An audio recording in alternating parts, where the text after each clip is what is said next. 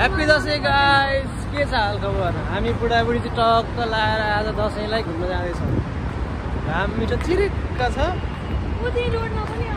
आउँदैन यतापट्टि राम्रो आउँछ।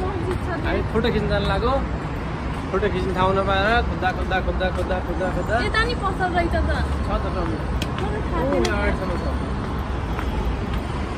यस बेबीसलाई जम्मा 39 एडीमा दिएर छ नि बुढो कपडा। सस्तो छ। हामी घुम्दै हो है, घुम्दै दसैँ मनाउँदै त्यहाँ ग्रिनरी छ कि धेरै बोल्छ कि फेरि यो धेरै बोल्छ। मलाई गरम भइसक्यो नि त नि। गर्मी हुन्छ त साडी लाग्यो।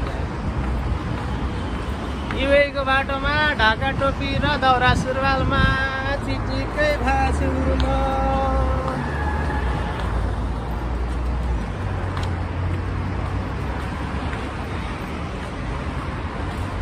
अनि दसैँ कस्तो भयो हजुरहरूको?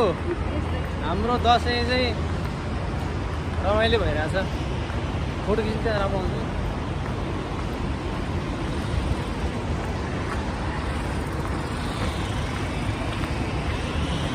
हेर बुढी यसरी क्या गर्दै त यसरी हेलो